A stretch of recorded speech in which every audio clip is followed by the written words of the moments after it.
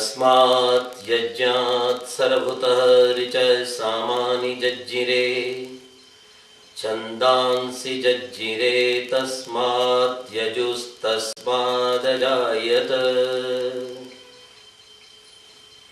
ओम शांति शांति शांति।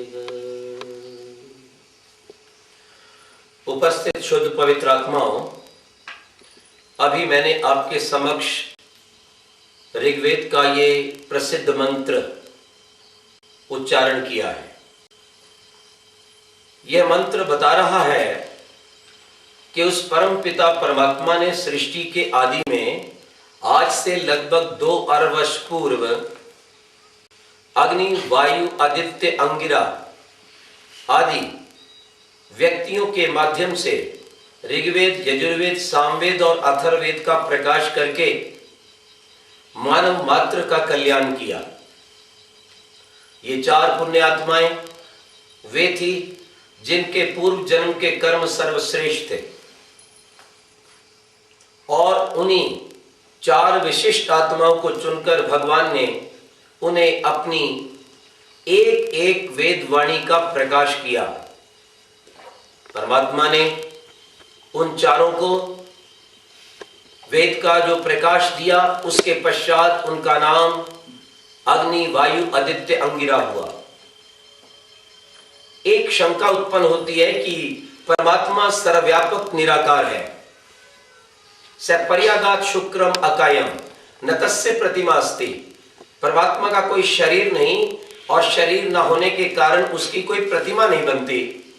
जब परमात्मा की कोई प्रतिमा नहीं, कोई शरीर नहीं, नस नाड़ी नहीं, तब परमात्मा ने उन आदि 4 पुण्यात्माओं को वेद का ज्ञान कैसे दिया? परमात्मा ने उन्हें वेद का ज्ञान बोलकर नहीं दिया, लिखकर नहीं दिया, और परमात्मा को न ही बोलने और लिखने की आवश्यकता थी। तो कैसे दिया? क्योंकि परमात्मा सर्वव्यापक है और परमात्मा उस समय भी सर्वव्यापक था और सर्वव्यापक होते हुए परमात्मा 4 ऋषियों के हृदय में था। तो परमात्मा ने उन 4 ऋषियों के हृदय में, उनकी आत्मा में 4 वेदों का प्रकाश कर दिया। फिर भी बात समझ में नहीं आती कि आखिर कैसे कर दिया। उसके लिए आपको एक बहुत अच्छा लौकिक उदाहरण देते हैं। आप कभी कभी रात्रि की वेला में स्वप्न देखते हैं। कैसे देखते हैं? क्या प्रक्रिया है? एक छोटा सा व्यक्ति, छोटा सा मस्तिष्क और उसके भीतर बहुत बड़े बड़े नगर, बड़ी बड़ी सड़कें, बड़ी बड़ी मीनारें और बड़े बड़े बगीचे अंदर दिखाई देने लगते हैं। बस यही वह विज्ञान है जिसके माध्यम से परमात्मा ने आदि काल में अपना वेद का ज्ञान दिया। जैसे आज आप अपने भीतर स्वप्न देखते हैं, उस परमात्मा ने 4 ऋषियों को वेद का ज्ञान दिया। 4 ऋषियों ने आगे ब्रह्मा को वेद का ज्ञान दिया। फिर ब्रह्मा से आगे उनके संतति से और उनकी गुरु शिष्य परंपरा से संपूर्ण विश्व में वेद का ज्ञान प्रसारित हो गया। वेद प्रभु की वाणी है। जैसे प्रभु है वैसी ही वेद वाणी। जैसे प्रभु पूर्ण ज्ञानी है तो वेद में पूर्ण ज्ञान है। जैसे प्रभु की प्रत्येक रचना वैज्ञानिक है, ठीक ऐसे ही वेद का प्रत्येक शब्द, प्रत्येक ऋचा वेद ज्ञान से पूर्ण है, तर्क की कसौटी पर पूर्ण उतरती है। प्रभु सब प्रकार के अज्ञान, अंधकार, पक्षपात से दूर है, तभी उसे प्रभु कहते हैं। ठीक ऐसी वेदवाणी है। वेदवाणी में भी कहीं पक्षपात नहीं है। वेदवाणी में कहीं अज्ञान की बात नहीं है, पाखंड की बात नहीं है। जो कुछ भी वेद में कहा गया है वो अत्यंत वैज्ञानिक है और तर्क की कसौटी पर पूर्ण उतरता है। इसलिए हमारे ऋषियों ने कहा, तर्केन यत् अनुसंधत्ते स वेद। मात्र एक ही वेद ज्ञान है और यही वेद ज्ञान मानव धर्म है। मीमांसाकार ऋषि जैमिनी कहते हैं, अपि व सर्वधर्म स्यात् न्यायत्वात् विधानस्य। सर्वधर्म आज आप लोक में सर्वधर्म की बात सुनते हैं और सर्वधर्म के नाम से आज जनता को तथाकथित गुरु पाखंड परोसते रहते हैं। वस्तुतः सर्वधर्म क्या है? तो ऋषि जैमिनी कहते हैं सर्वधर्म वेद है। क्यों वेद है? न्यायत्वात् विधानस्य, क्योंकि उस वेद में जो कुछ भी कहा गया है वो सब कुछ न्याय से युक्त है, तर्क से युक्त है, पक्षपात से रहित है और प्रत्येक व्यक्ति के लिए बराबर कहा गया है। कहीं ऊंच नीच नहीं, कहीं छुआछूत नहीं, कहीं काले गोरे के रंग का भेद नहीं है, कहीं अमीर और गरीब का अंतर नहीं है, कहीं इस देश और उस देश का अंतर नहीं है। प्रभु ने अपनी वेद ज्ञानी में, अपनी वेद वाणी में कहीं पर भी किसी अन्य देश की चर्चा नहीं की, किसी खास देश का नाम नहीं लिया। प्रभु के लिए सारी पृथ्वी बराबर है, प्रभु के लिए सारा ब्रह्मांड बराबर है। इसलिए प्रभु का वेद ज्ञान संपूर्ण पृथ्वीवासियों के लिए, सभी मानवों के लिए बराबर है।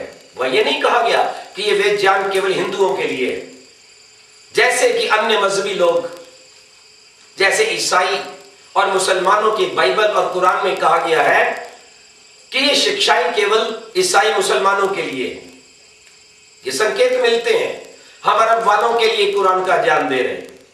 वेद में ऐसी बात नहीं है, क्योंकि वेद ईश्वर की वाणी है और ईश्वर संपूर्ण जगत का है। इसलिए वेद में किसी एक टुकड़े की चर्चा नहीं है, किसी खास व्यक्ति की चर्चा नहीं है। जैसे किसी माँ को अपने सारे पुत्र बराबर होते हैं, ठीक ऐसे ही जगदम्बा माता ईश्वर को अपनी सारी धरती की संतानें बराबर हैं, चाहे वो काली है, चाहे गोरी है, ऊंची है या नीची है, चाहे उनकी नाक लंबी है या नाक चपटी है। ध्यान रखें इस बात को। तो प्रभु की वेदवाणी बिल्कुल प्रभु जैसी है और वो सबको कल्याण का मार्ग दिखाने वाली है। यदि हम अपना कल्याण चाहते हैं तो निश्चित हमें वेद मार्ग पर चलना चाहिए। क्यों?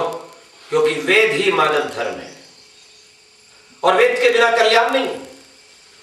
आज जितना आतंकवाद संसार में दिखाई देता है, पापाचार दिखाई देता है, विषय वासना का जाल दिखाई देता है, शोषण दिखाई देता है, प्राणियों की हत्या दिखाई देती है और सर्वत्र भय का वातावरण दिखाई देता है, उसका मूल कारण है अपने वेद धर्म से हट जाना और पाखंडों में फंस जाना।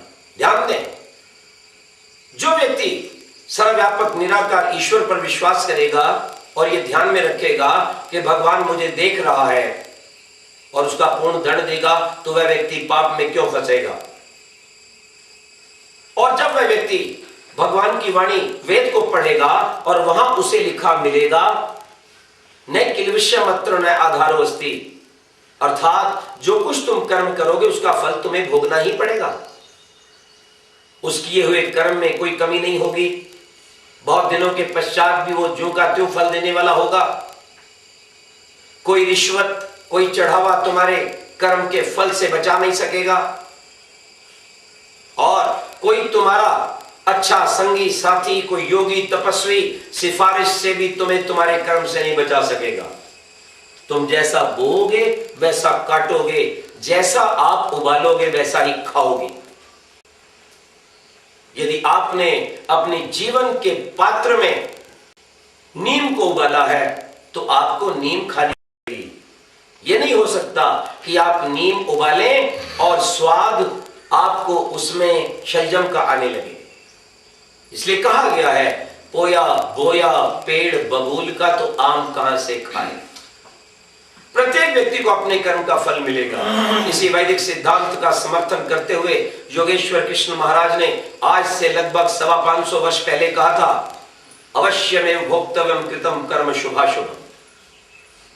जब तक विश्व में वैदिक मर्यादा रही, कर्म फल का सिद्धांत रहा, प्रत्येक व्यक्ति को कर्म के बदले में फल मिलता रहा, तब तक यह संसार पवित्र रहा, पापों से दूर रहा। जैसे ही वेद विद्या महाभारत युद्ध के पश्चात लुप्त हुई, पाखंडियों ने अपने ग्रंथों का निर्माण करना प्रारंभ कर दिया और यह प्रचारित कर दिया कि गुरुजी आपके पापों को क्षमा करवा देंगे। वो भगवान के घर में जाकर के सिफारिश लगा देंगे अमुक चढ़ावा और बलि देने पर आपके पाप नष्ट हो जाएंगे या क्षमा कर दिए जाएंगे। तब से इस धरती पर पापाचार, अत्याचार, आतंकवाद, व्यभिचार प्रारंभ हो गया।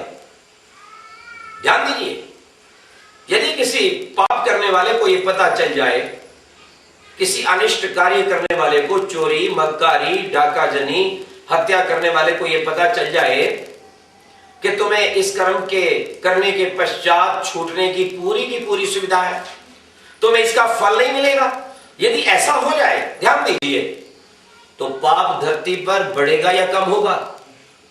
यदि विद्यालय में पढ़ने वाले विद्यार्थियों को यह पता चल जाए हम पढ़े या ना पढ़े अपने आप ही पास हो जाएंगे, तो विद्यार्थी पढ़ेंगे नहीं, विद्वान नहीं बनेंगे, महामूर्ख बनेंगे।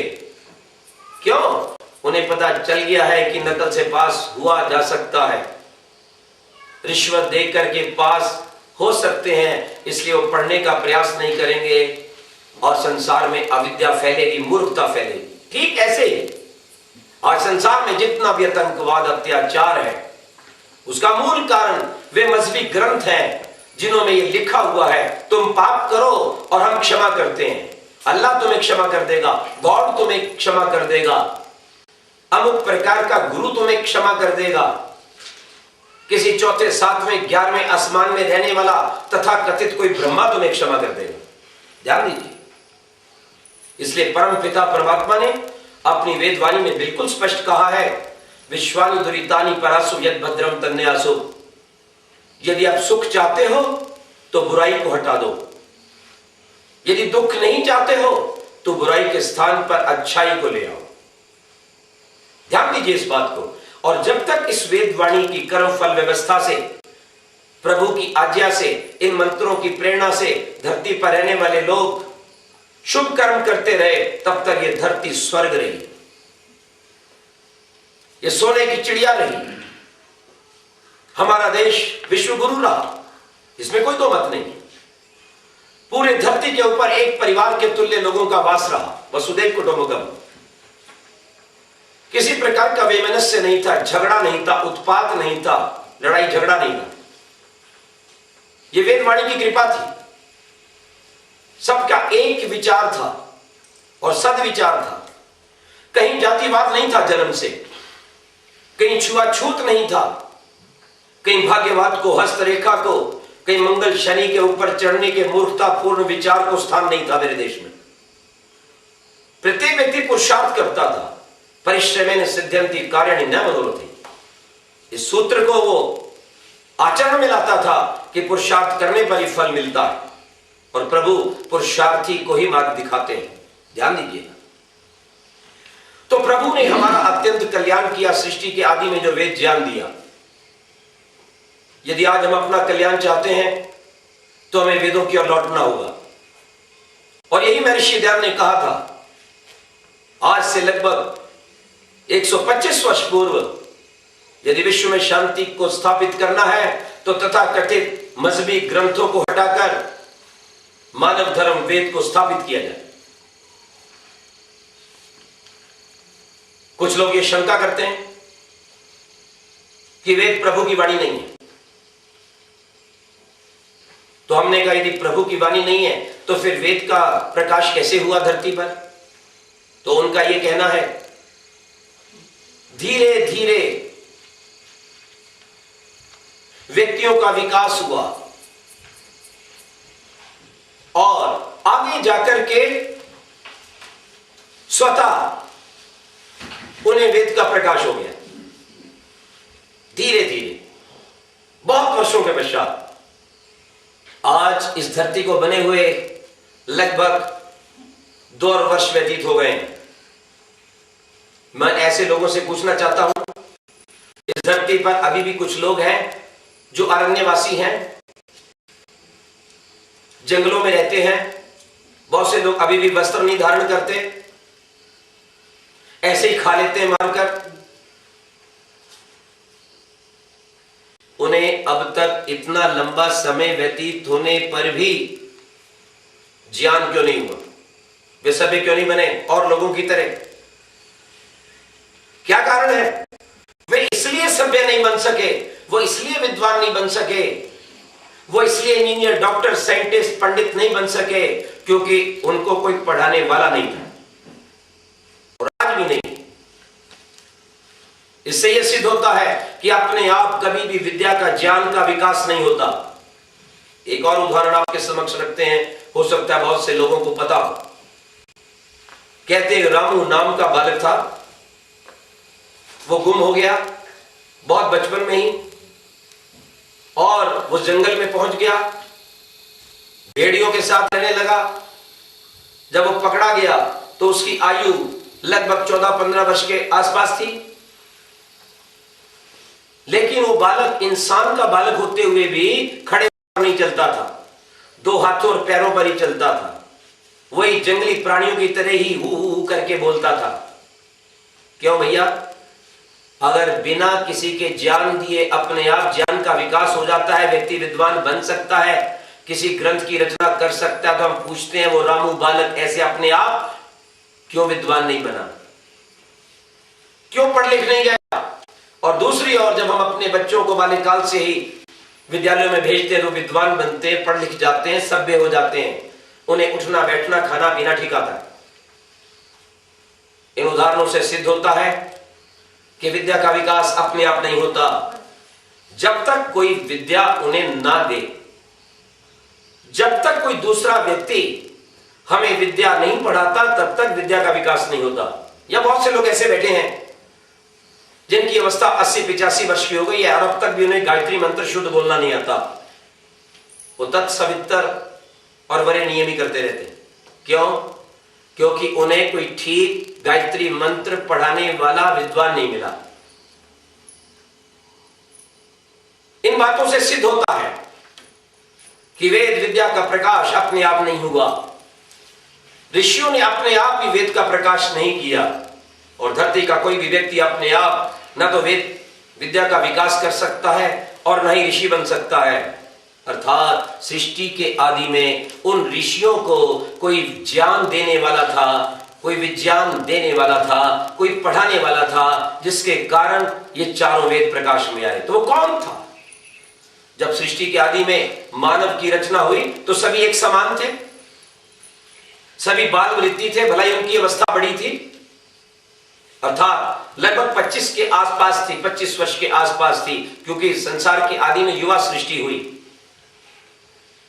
वो बड़ी अवस्था के थे, एक समान थे, उनमें कोई पढ़ा लिखा नहीं था, सभी अनाड़ी थे, अभिज्ञ थे। फिर उन्हें वेद का ज्ञान किसने दिया? मनुष्यों को वेद का ज्ञान हो जाता है, कोई व्यक्ति मूर्ख पढ़ लिख जाता है क्योंकि दूसरा व्यक्ति कोई उन्हें पढ़ा देता है। पर सृष्टि के आदि में जब कोई और गुरु नहीं था, आचार्य नहीं था, ऋषि नहीं था, तो वे लोग अपने आप कैसे पढ़ लिख गए?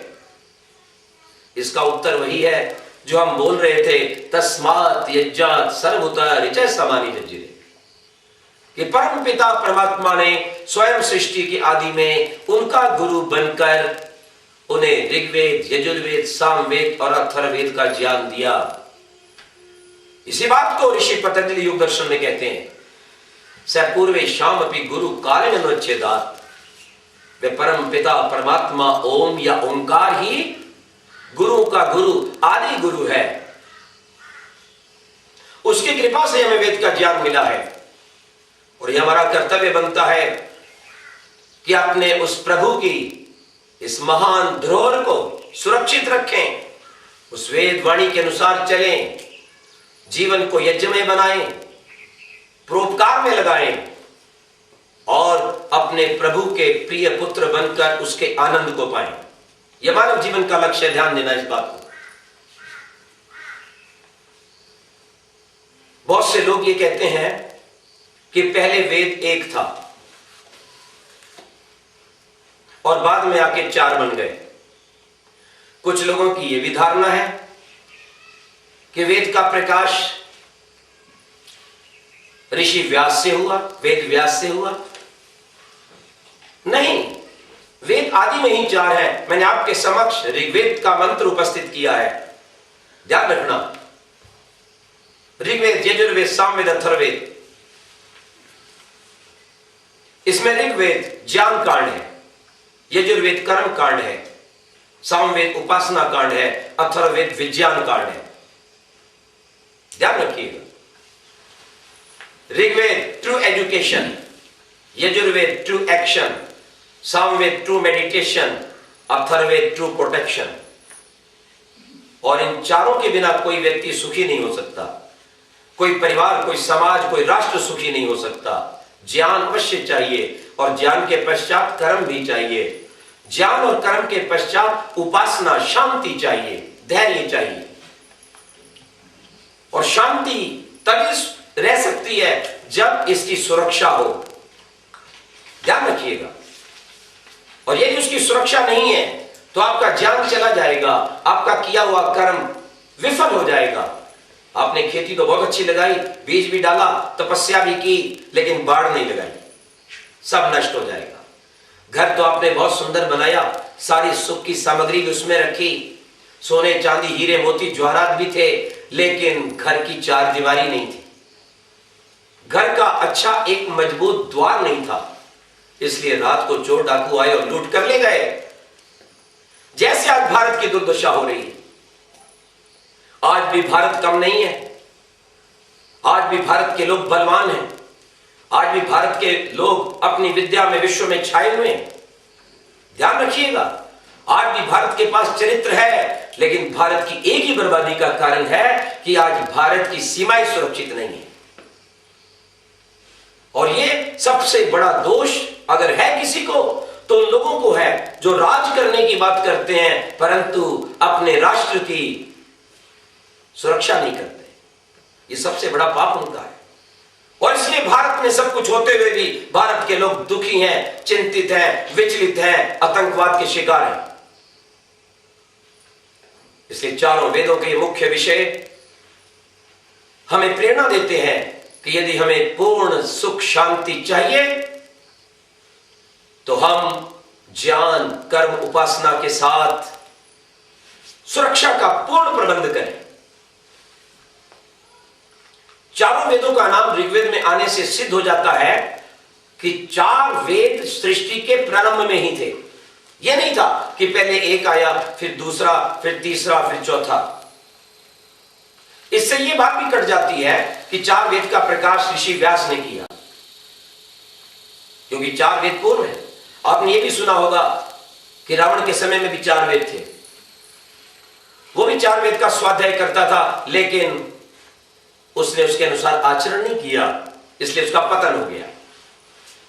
इसलिए प्रभु ने स्पष्ट संकेत किया है ऋग्वेद में ही, मंत्र शुद्धम चरामसि। यह मंत्र मात्र बोलने का विषय नहीं है, रटने का विषय नहीं है, गाने का ही विषय नहीं है, इसके साथ साथ आचरण का विषय है। यह हमारा मुख्य कर्तव्य है कि हम उन मंत्रों को जानें और उनके अर्थ को जानकर तदनुसार आचरण करें, तभी हमें इस धरती पर सुख शांति की प्राप्ति हो सकती है। ध्यान दीजिएगा। इसलिए परमात्मा ने सृष्टि के आदि में चारों वेद एक साथ प्रकाशित किए। भारतवासियों में एक और भी भ्रांति बड़ी गहराई तक पहुंची हुई है। वो क्या है कि पहले ऋग्वेद हुआ, फिर ऋग्वेद के बहुत वर्षों के पश्चात यजुर्वेद हुआ, फिर सामवेद हुआ, फिर अथर्ववेद हुआ। यह मान्यता भी सरासर गलत है और युक्ति तर्क से विरुद्ध है। ध्यान दीजिएगा, मैंने कहा कि परमात्मा पूर्ण है और वो जो भी कार्य करता है पूर्ण करता है, और परमात्मा सर्वशक्तिमान है। सर्वशक्तिमान होने के कारण उसे किसी की सहायता की आवश्यकता नहीं है, और सर्वज्ञ होने के कारण वो भूलता नहीं है, और सर्वज्ञ है इसलिए उसके ज्ञान में कभी भी कमी या बढ़ोतरी नहीं होती। वो एक रस है, कूटस्थ है। तो जब परमात्मा सर्वज्ञ सर्वशक्तिमान एक रस है, उसके ज्ञान में कमी नहीं होती है और वो जो कुछ देता है पूर्ण देता है। इसलिए यह बात गलत है कि पहले ऋग्वेद आया, फिर यजुर्वेद, फिर साम और अथर्व। उस पूर्ण प्रभु ने मानवों के कल्याण के लिए सृष्टि के आदि में अपना पूर्ण ज्ञान दे दिया, ऋग यजुर साम और अथर्व के रूप में। महर्षि दयाल ने कहा वेद सब सत्य विद्याओं का पुस्तक है। वेद का पढ़ना पढ़ाना और सुनना सुनाना सब आर्यों का परम धर्म है। मैं ऋषि ध्यान के इस नियम को सुनकर भी कुछ लोग शंका करते हैं कि ऋषि ध्यान ने कहा वेद सब सत्य विद्याओं का पुस्तक है। पुस्तकें क्यों नहीं कहा? वस्तुतः वेद एक ज्ञान है। वेद का अर्थ ही ज्ञान है। वेद शब्द का अर्थ ही ज्ञान है। विद ज्ञाने धातु से वेद शब्द की व्युत्पत्ति होती है। ऋषि ध्यान का कहना है कि वेद ज्ञान ईश्वर की वाणी है और उस ईश्वरीय ज्ञान को पढ़ना, सुनना, सुनाना यह परम धर्म है। अर्थात हमारे समक्ष ये बात सामने आई कि वेद प्रभु का पूर्ण ज्ञान है और उस ज्ञान के 4 विभाग हैं, ऋग, यजुर, साम और अथर्व। ऋग ज्ञान, यजुर ज्ञान, साम ज्ञान, अथर्व ज्ञान, कुल मिलाकर एक वेद अर्थात ज्ञान, और उसमें ऋग्वेद, यजुर्वेद, सामवेद, अथर्ववेद। अर्थात वेद ज्ञान एक है और उसके 4 अध्याय हैं, आप ये कह सकते हैं। बहुत से लोग कहते हैं कि वेद ज्ञान की क्या आवश्यकता है।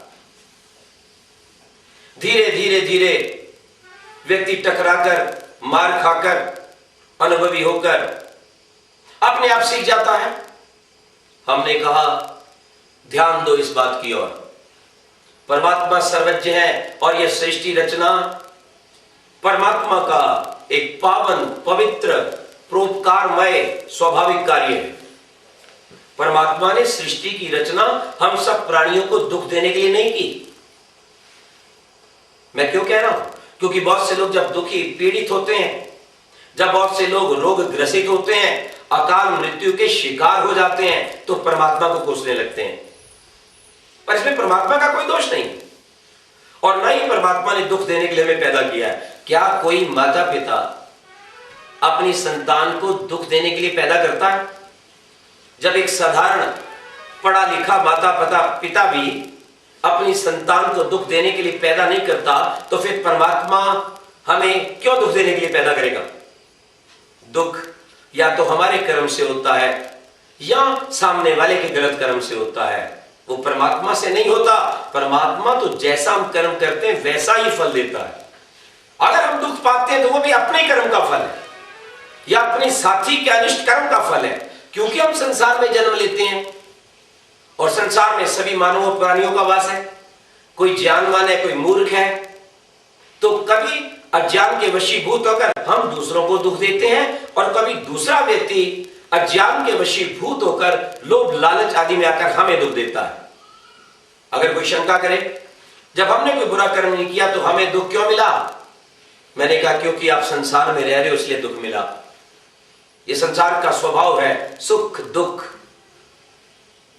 हानि लाभ, मान अपमान, जन्म और मृत्यु, ये संसार का स्वभाव है। और जब जब आप संसार की इच्छा करोगे आपको ये भोगना ही पड़ेगा। अगर आपको अपने कारण नहीं भोगना पड़ेगा तो सामने वाले अज्ञानी अनाड़ी व्यक्तियों के कारण भोगना पड़ेगा। मैं इसमें एक और बात कहना चाहता हूं, परम पिता परमात्मा जानबूझकर किसी व्यक्ति को भी संसार में धक्का नहीं देते हैं क्या? वो तो स्पष्ट कह रहे हैं परमात्मा, अश्वत्थो विनिषदनम, ओ मानव सावधान हो जा, तेरा जीवन ऐसा है जैसे झाड़ का पत्ता।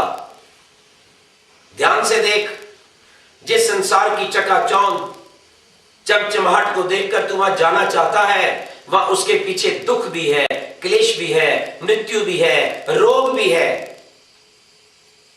लेकिन मानव तब नहीं समझता, उसको खट्टा मीठा चमकीला रंग बिरंगा संसार तो दिखाई देता है और उसके पीछे रहने वाला दुख नहीं दिखाई देता। कहना चाहिए वो संसार रूपी सिक्के का एक भाग तो देखता है, दूसरा भाग भूल जाता है और संसार को चाहता है। अच्छा ये बताइए, आज भी इतने कष्ट उठाकर, ठोकरें खाकर, रोगी होकर, अपने साथियों की मृत्यु को देखकर कितने लोग हैं जो विरक्त हो जाते हैं, फिर भी संसार के सुख को चाहते हैं।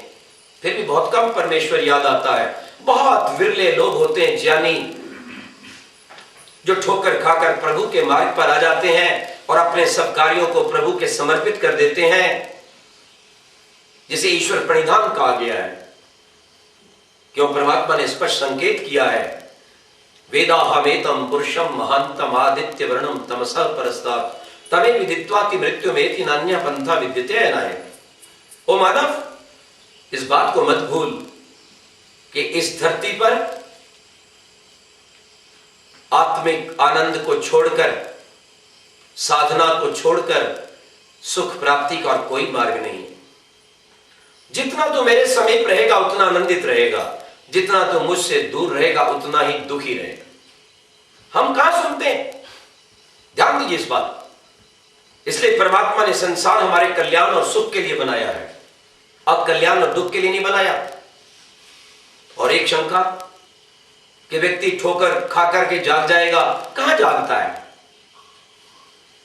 ध्यान दीजिए, एक छोटा सा डॉक्टर, छोटा सा इंजीनियर, छोटा सा साइंटिस्ट जब कोई वस्तु बनाता है तो उस वस्तु के ऊपर उसकी प्रयोग की विधि लिखता है कि इस वस्तु का प्रयोग कैसे करना है।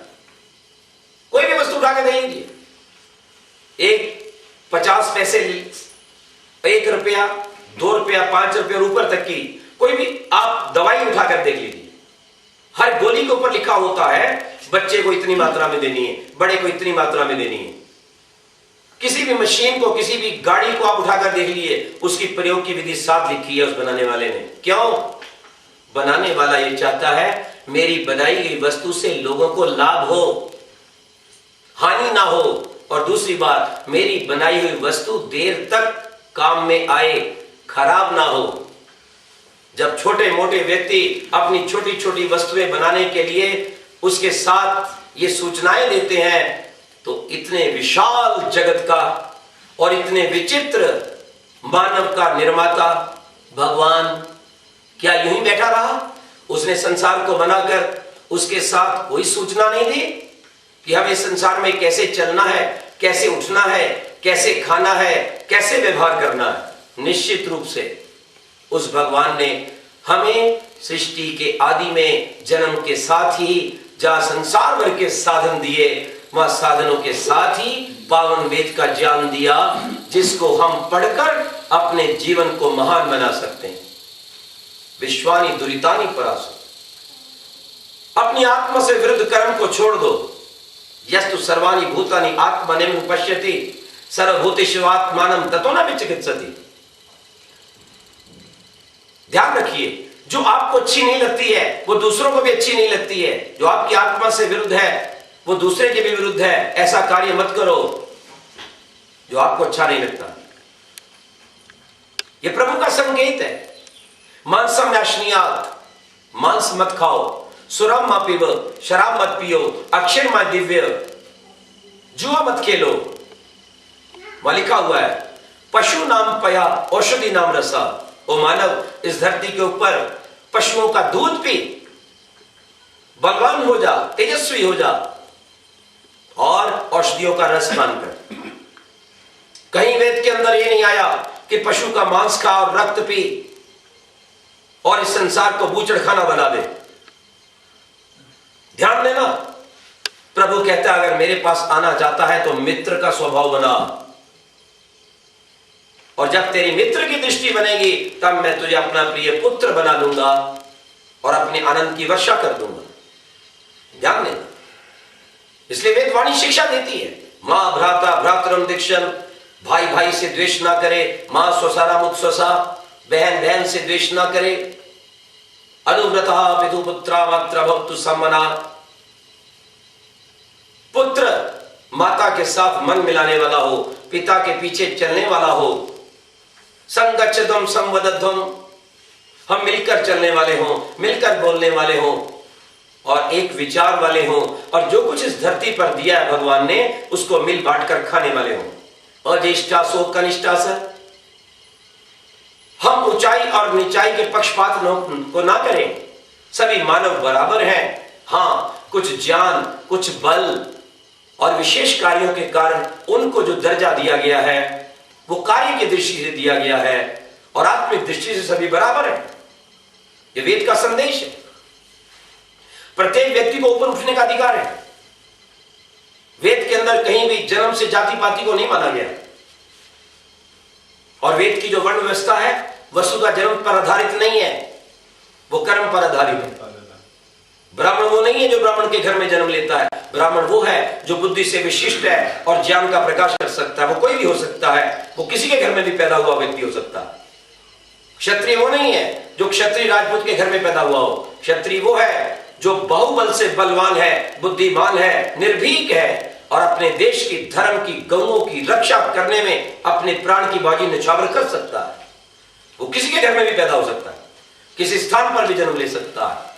वैश्य, वैश्य भी जन्म से नहीं माना गया, वैश्य उसे माना गया है जिसका मस्तिष्क व्यापार में चलता है, जो धन को जोड़ सकता है, साधनों को एकत्रित कर सकता है और दानशील होकर के सबके कल्याण के लिए बांटने की प्रवृत्ति रखता है, ऐसा व्यक्ति वैश्य।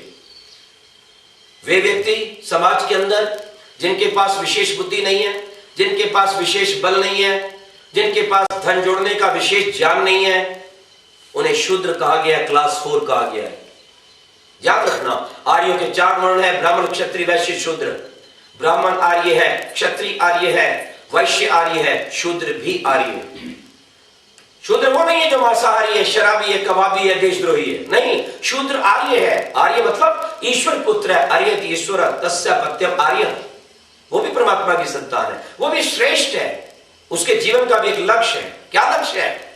कि मेरे पास विशेष ज्ञान नहीं, मैं पढ़ा नहीं सकता, मेरे पास विशेष बल नहीं, मैं रक्षा नहीं कर सकता, मेरे पास विशेष धन नहीं है, मैं दान नहीं कर सकता, लेकिन मेरे पास श्रद्धा है, भक्ति है, शारीरिक बल है, सेवा की भावना है। मैं अपनी सेवा भावना से पूरे राष्ट्र को वैसे ले जा सकता हूं जैसे 2 टांगे किसी व्यक्ति को आगे ले जाती हूं।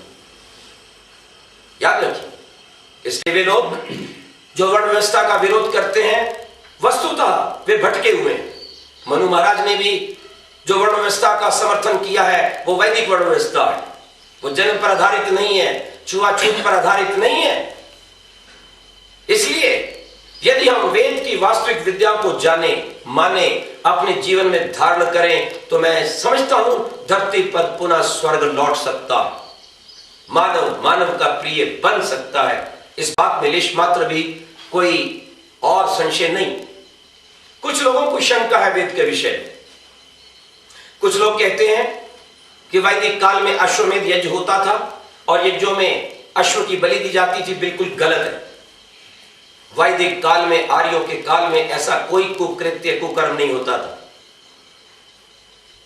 ये सारे कुकर्म तब होने प्रारंभ हुए जब वेद की विद्या लुप्त हो गई और तथा कथित पंडों ने, तथा कथित धर्म ध्वजियों ने अपनी दुकान को चलाने के लिए, लोगों को फंसाने के लिए यह बलि प्रथा प्रारंभ की। अश्वमेध का अर्थ घोड़े को मारना नहीं है, याद रखना।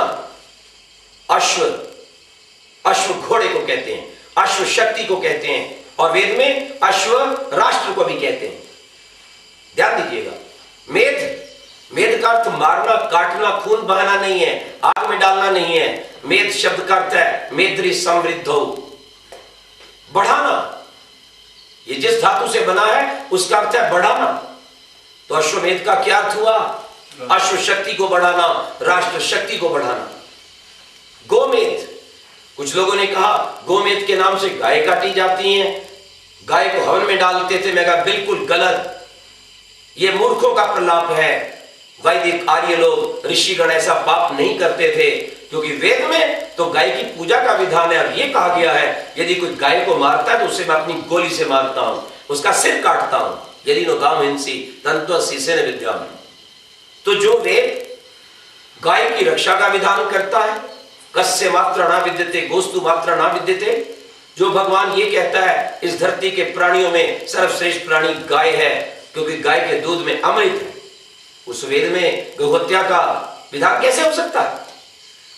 गाय, याद रखना, गो शब्द केवल गाय के लिए नहीं है, गो शब्द गेहूं के लिए भी है, गो शब्द भूमि के लिए भी है और गो सूर्य की किरणों को भी कहते हैं। गोमेध का क्या अर्थ है? अन्न की वृद्धि करना, ऐसे विशेष यज्ञ करना जिनमें अन्नों की आहुति दी जाती थी, जिससे कि अन्न का विस्तार होता था, अन्न के भंडार भरते थे। अन्न को बढ़ाने का यज्ञ, किसी व्यक्ति ने कहा हमारे अवलंबनम का विधान है आलंबनम, पशु आलंबनम, पशु को मारो। याद रखो, ध्यान रखना, वहां आलंबन धातु स्पर्श के अर्थ में आई है, मारने काटने में नहीं आई है। जब पति पत्नी का जोड़ा तैयार होता है तब वो कहा जाता है कि वो अब हृदय का आलंबन करेगा। तो वह हृदय का आलंबन करने का अर्थ ये नहीं है कि पति पत्नी के हृदय को काट दे, उसके टुकड़े कर दे। हमने वैदिक संस्कृत को ना जान करके ही वेद के साथ अन्याय किया है, और जितने भी मतांतर हैं उन्होंने वैदिक संस्कृत आर्ष व्याकरण को नहीं पढ़ा, इसलिए वो वेद के विषय में शंका करते रहते हैं। यदि वे लोग अष्टाध्यायी महाभाष्य आदि को पढ़ लें, और इतना ही नहीं, यदि वो ऋग्वेद आदि भाष्य भूमिका को पढ़ लें तो उनके वेद से संबंधित सभी शंकाएं निर्मूल हो सकती हैं। एक और भी हिंसा के विषय में, गो हिंसा के विषय में चर्चा आती है, और कहा जाता है प्राचीन काल के ऋषि लोग गाय को काटते थे और कहते थे गो घन तिथि।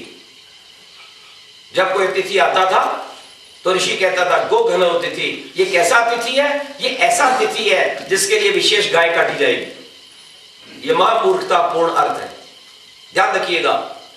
ये जो गो घन शब्द है, ध्यान रखिए, हन धातु है, वो हिंसा गति के अर्थ में, केवल मारने के अर्थ में नहीं है। घृण शब्द का अर्थ केवल मारना काटना नहीं है, ध्यान दीजिए। संस्कृत में एक और शब्द है दस्ताना। आम भाषा में जो हाथ पर पहना जाता है उसे दस्ताना कहते हैं, और संस्कृत में उस दस्ताने को हस्तघ्न कहते हैं। संस्कृत में दस्ताने की जो भाषा है वो है हस्तघ्न। अब बताइए, यदि गोघ्न का अर्थ गाय को काटना है तो हस्तघ्न का अर्थ क्या हुआ? हाथ को काटने वाला। इसलिए वैदिक शब्दों को लोग नहीं जानते और इसी तरह का प्रलाप करते हैं। निश्चित रूप से वेद के शब्द यौगिक हैं, रूढ़िवादी नहीं है, वो धातु प्रत्यय से सिद्ध होते हैं। वहां देवता पठित है वेद के ऊपर, देवता अर्थात सब्जेक्ट मैटर ऑफ द मंत्र, क्या विषय है, वहां ऋषि भी है, वहां ऊपर से अनुवृत्ति भी आ रही है, कौन सा अध्याय चल रहा है, क्या प्रसंग चल रहा है, उसके अनुसार ठीक अर्थ किया जाता है। मैं एक और बात आपको कहना चाहूंगा, एक और शब्द है गृहपति गृहमेधि भवति। जो ये कहते हैं ना गोमेध, गाय को जला दो, तो वहां एक और शब्द आया है हमारे यहां, गृहपति गृहमेधि भवति। गृहपति, सच्चे गृहपति वो है जो गृहमेधी हैं। अगर मेध का अर्थ जलाना है तो क्या अर्थ निकला? सच्चे गृहपति वो है जो अपने घर को आग लगाते हैं। बताइए वहां कितना मूर्खतापूर्ण ये अर्थ है। ये केवल ये शंकाएं और इस तरह के अनर्थ किए जा रहे हैं क्योंकि वेद की जो भाषा है उसको लोग नहीं जानते। वेद लौकिक संस्कृत में नहीं लिखा हुआ, वहां पशु का चार टांग वाला पशु नहीं है, वहां पशु का अर्थ है पश्यति पशु, जो ध्यान से देखता है उसे वेद में पशु कहा गया है। वहां परमात्मा को भी पशु कहा गया है क्योंकि वह सबको ध्यान से देखता है। सहस्र शीर्ष, सहस्राक्ष, सहस्रपाद, वो हजारों आंखों से, अनंत आंखों से देखता है, उसकी दृष्टि सब पर रहती है, वो पशु है। फिर राजा को भी पशु कहा गया है क्योंकि वो अपनी प्रजा को ध्यान से देखता है, उसके दुख का निवारण करता है, उसकी रक्षा करता है, आतंकवाद से बचाता है, गोहत्यारों से बचाता है, देश के गद्दारों से बचाता है।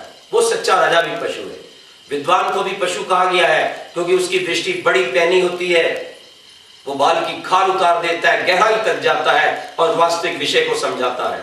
फिर एक बालक को भी पशु कहा गया है वेद में। क्यों? बालक देखता ही देखता है, वो सुनता कम है। इसलिए कहा जाता है यदि संतान को बनाना है तो ज्यादा सुनाओ मत, दिखाओ।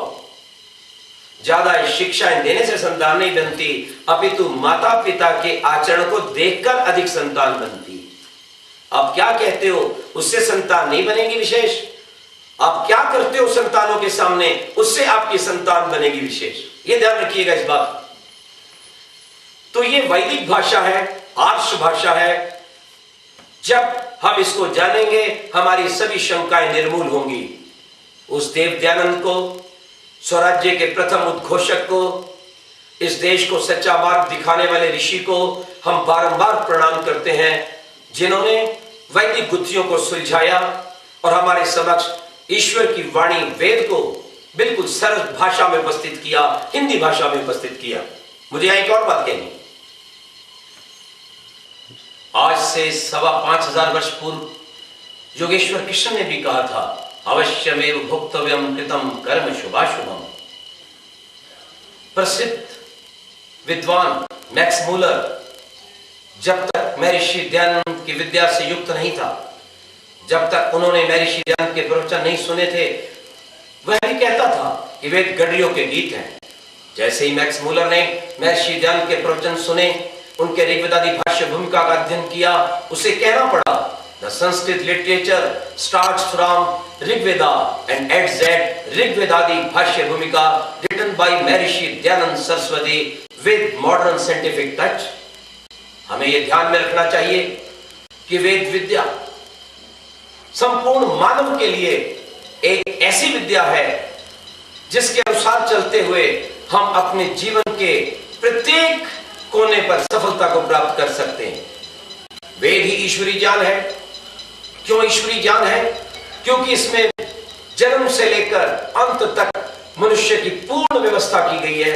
उस पूर्ण व्यवस्था के लिए विद्या दी गई। एक बालक का जन्म कैसे, जन्म से भी पूर्व कहना चाहिए, वो पति पत्नी की योग्यता क्या हो जिससे अच्छी संतान हो।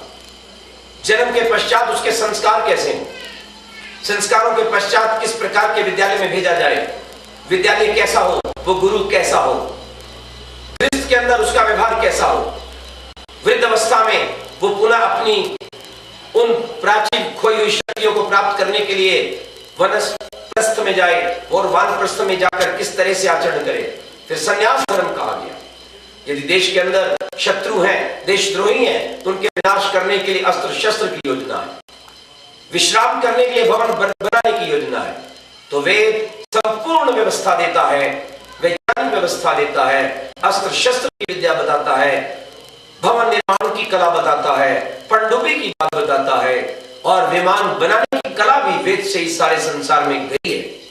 इसलिए हम वेद को अपनाकर जीवन की प्रत्येक दिशा में उन्नति को सिद्ध कर सकते हैं।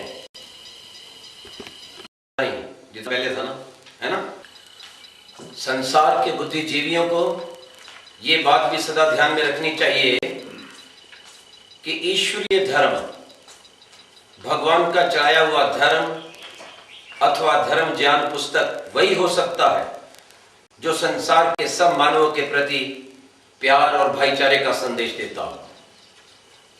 यह बड़े आश्चर्य की बात है कि वे ग्रंथ जिनके कारण धरती पर सदा आतंकवाद रहा, करोड़ों व्यक्तियों की हत्या कर दी गई, ऐसे कुरान और बाइबल जैसे ग्रंथों को हम ईश्वर का धर्म नहीं मान सकते, क्योंकि उन ग्रंथों में यह स्पष्ट संकेत है कि गैर मुसलमानों का वध करो, गैर ईसाइयों का वध करो।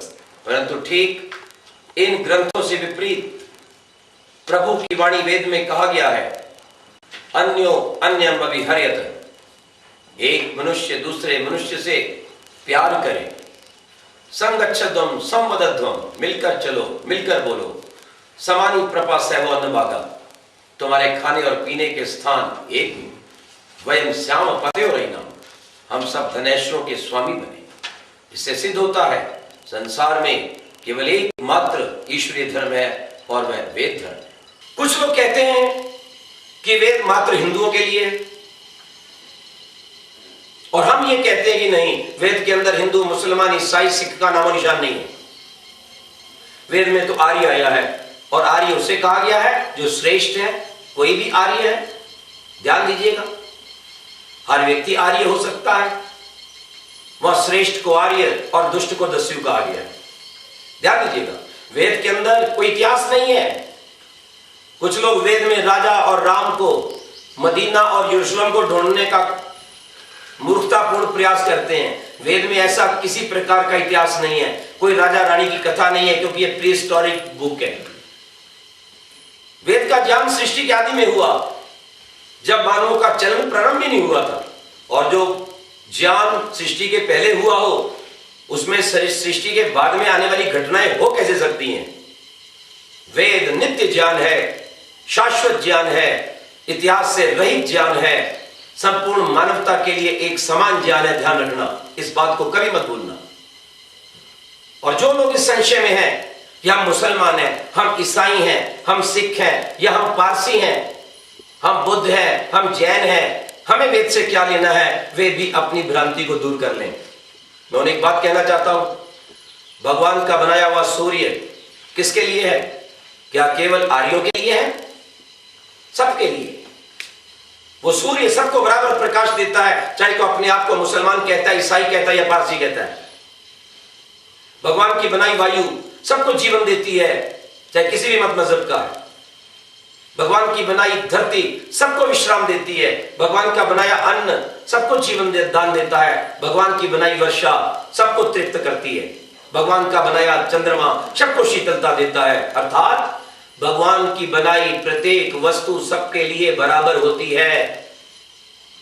ध्यान देना, जब भगवान की बनाई सारी वस्तुएं बराबर है तो भगवान का दिया हुआ ज्ञान किसी एक वर्ग के लिए कैसे हो सकता है? इसलिए सिद्ध होता है कि वे ज्ञान अन्य वस्तुओं के समान ही संपूर्ण सृष्टि के लोगों के लिए बराबर है।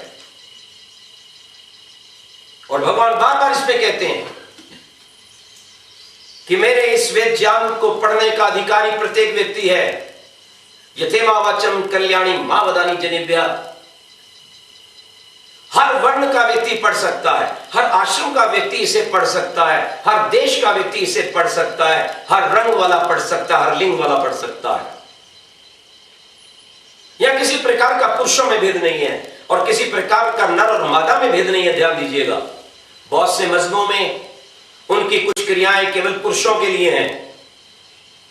वहां नारी को 2 नंबर का नागरिक समझा जाता है। आप जानते हैं अच्छी तरह से, कोई नारी किसी मस्जिद की मौलवी नहीं बन सकती, कोई नारी किसी चर्च की पादरी नहीं बन सकती। लेकिन भारत में रहने वाली अनेक वैदिक आर्य विदुषी नारियां आज पंडित हैं, पुरोहित हैं, संस्कार करवाती हैं, यज्ञ की ब्रह्मा भी होती हैं।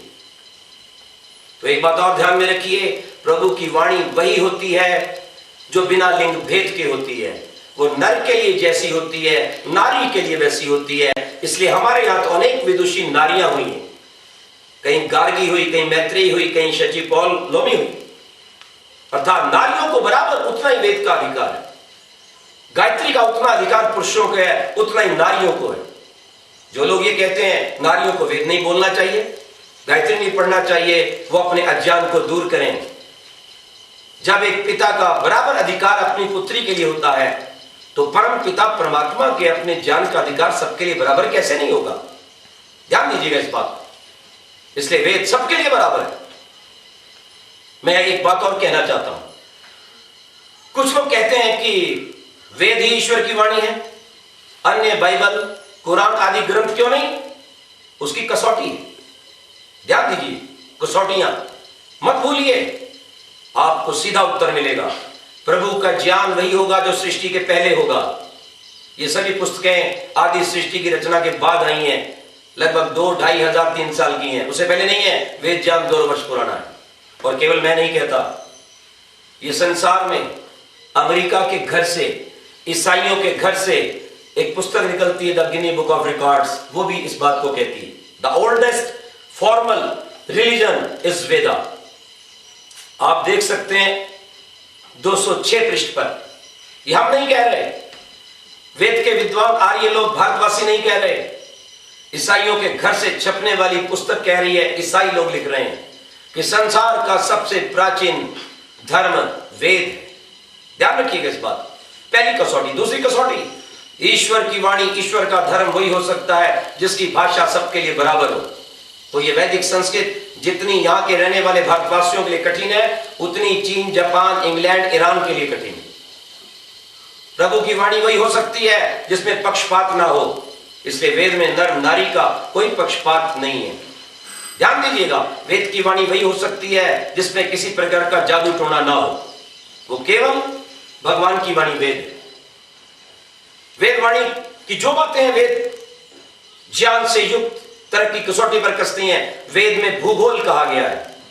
वहां कहा है पृथ्वी सूर्य के चारों तरफ घूमती है। लेकिन अन्य ग्रंथों में पृथ्वी को चपटा बताया गया है, वो विज्ञान से विरुद्ध है। पृथ्वी को गोल कहने पर आप जानते हैं कितने ईसाइयों की हत्या कर दी गई, कितने मुसलमानों की हत्या की गई, कितने उनके ग्रंथों को जला दिया गया। वेदवाणी विज्ञान से युक्त है। इन सब बातों से पता चलता है कि वेद ही पावन धर्म है। और वेद को मानिए, बड़ी श्रद्धा से मानिए। आर्यों ने माना है, हिंदू से मानते हैं, सिख भी मानते हैं। सुनिए योग जोगतन वेद, सुनिए शास्त्र सिमरत वेद। गुरु ने कहा वेद को मानो, ऐरन मत वेद हथियार, दीवा भले अंधेरा जाए, वेद पाठ मति पापा खाए। जैनियों के प्रसिद्ध ग्रंथ भूवलय अध्याय 6 में स्पष्ट लिखा है कि ऋग्वेद आदि ही केवल प्रभु की वाणी है। बौद्धों के प्रसिद्ध ग्रंथ सुक्त निपात पृष्ठ संख्या 292 में लिखा है, वेद ज्ञान से ही कोई पंडित वास्तविक वैज्ञानिक कहला सकता है। ध्यान दीजिएगा, मुसलमानों के मौलाना सनाउल्लाह तफसीर सनाई में स्वयं लिखते हैं कि वेद ही ईश्वर की किताब है। कादियानी मुसलमान संप्रदाय के संस्थापक मिर्जा गुलाम अहमद अपनी पुस्तक पैगाम सुलाई में लिखते हैं, वेद प्रभु के द्वारा दिया गया ज्ञान है। ध्यान रखिए। और लुई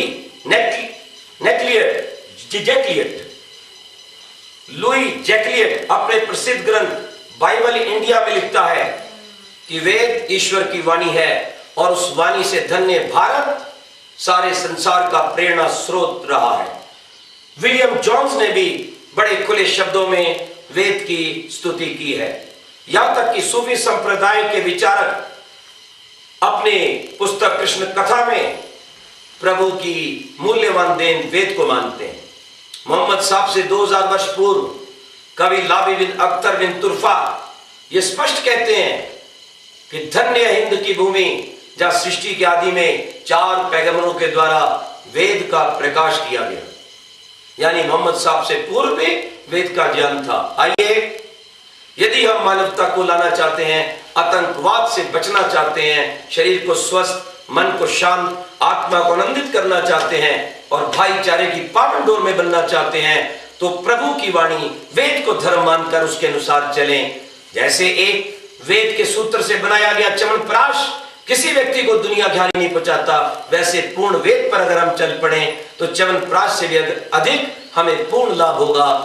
हमारी प्रभु से प्रार्थना है कि मानव मात्र इस वेद को अपना पावन धर्म माने और अपने जीवन को सफल करे, आतंकवाद से बचे और मानवतावाद को इस धरती पर लाए।